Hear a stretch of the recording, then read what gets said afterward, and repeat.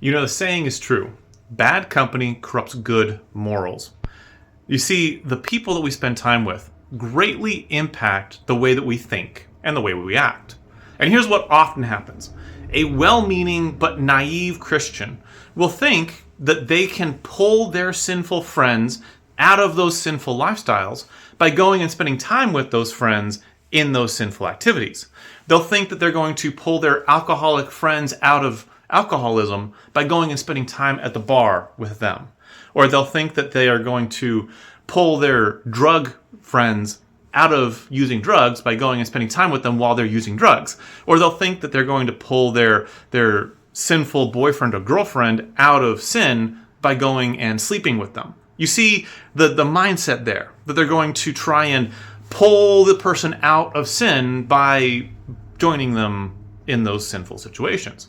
And what happens, and it happens way too often, is pretty soon the Christian starts to look and act more like the sin than like righteousness. Pretty soon, and I'm not making this up, this isn't hypothetical, I've seen this over and over and over. What happens is pretty soon that Christian is no longer engaging in Christianity. They're no longer a Christian. They no longer fellowship with a church. They no longer do anything associated with Christianity. They've gone fully into sin because bad company corrupts good morals. Now, at this point, though, someone who's well-meaning, but maybe still a little bit naive, might be thinking, well, but how am I supposed to pull my friends out of sin if I'm not spending time with them? And you're right. You need to spend time with them, but not in sin. What you do is you control the situation.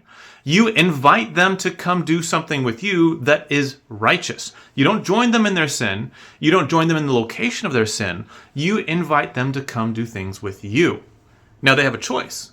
They can choose to come spend time with you. And while they're spending time with you, they're not engaging in sin. Or they can choose to not spend time with you. That's their choice. But you are standing with righteousness. You know, this may be somewhat obvious, but it's worth stating. You're never going to pull someone out of sin by giving approval to their sin. That's not the way it works. You know, Jesus went and he ate with tax collectors and sinners. He did not join in the sin of those tax collectors and sinners. He showed them kindness and love in situations where he could promote righteousness. Now, with this concept in mind, this Sunday morning sermon is going to be entitled, Look Around. And we're going to be looking at Zephaniah chapter 2, verse 4 through chapter 3, verse 8. And what we're going to see is the negative influence that the surrounding nations had on Judah. And then we're going to draw some lessons for our lives from that example. I encourage you to join with us. Bible class on Sunday morning is at 10. We have classes for all ages. Worship is at 11. And then we have a 2 o'clock worship for those who can't make it in the morning. Let me encourage you to come and learn with us.